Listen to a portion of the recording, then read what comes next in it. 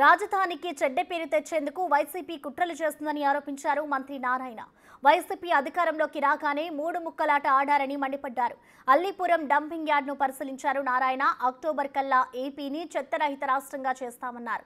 Legacy waste management plant వద్ద జరుగుతున్న పనులను పరిశీలించారు.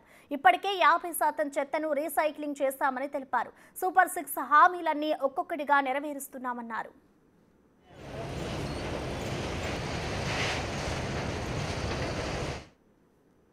మాట్లాడుతున్నారు వాళ్ళకి తెలియదు. ఆ నాయకులు ఏం మాట్లాడుతున్నారో, వాళ్ళ యొక్క అధినేత ఏం మాట్లాడుతున్నారో ఎవరికి అర్థం కావట్లేదు. అమరావతి రాజధానిలో వేసలు అంటారు. ఏదండి, స్త్రీలని గౌరవించాల్సింది పోయి ఆ మాట అనొచ్చా? అంటే 2014-19లో అసెంబ్లీలో ప్రతిపక్ష నాయకుడిగా అమరావతినే క్యాపిటల్ అన్నాడు. 30,000 ఎకరాలు కావాలని ఆ రోజు జగన్మోహన్ రెడ్డి చేయి ఎత్తాడు. ప్రభుత్వం రాగానే మూడు ముక్కలాటని ఏది చేయలే. అయితే ఇప్పుడు ఎంతో వేగవంతంగా అమరావతి క్యాపిటల్ సిటీ ముందుకు పోతుంది. 10,000 మంది వర్కర్స్ చేస్తున్నారు. 50,000 కోట్లకి యాక్చువల్గా టెండర్స్ ఇచ్చాం. ఎంతో వేగవంతంగా చేస్తుంటే 3 సంవత్సరాల్లో పూర్తి చేస్తామని మాట ఇచ్చాం ప్రజలకి. ఖచ్చితంగా చేస్తాం. అయితే ఒక భయం పట్టుకున్నది వాళ్ళకి.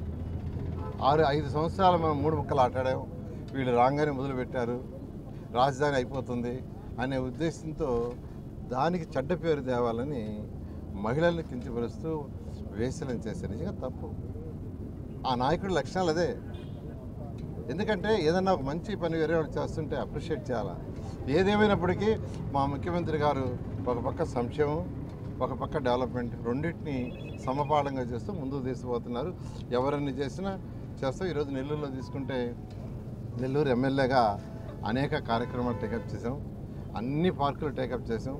అన్ని స్కూళ్ళు రెనోవేషన్ స్టార్ట్ చేసాం. అంగన్వాడీ కూడా స్టార్ట్ చేయబోతున్నాను. అదేవిధంగా యూజీడీ ఆల్రెడీ స్టార్ట్ చేసేసారు. డ్రింకింగ్ వాటర్ ప్రాజెక్టు ఏదైతే వాళ్ళు నిలిపేశారో దాన్ని కూడా స్టార్ట్ చేశారు. త్వరలో డ్రైన్స్ ఏదైతే వర్షం వస్తే పోయే నీళ్లు కానీ, ఇంటి నుంచి వచ్చే వేస్ట్ పోయేది కానీ, ఆ డ్రైన్స్ కూడా త్వరలో టేకప్ చేస్తాం. Thank you.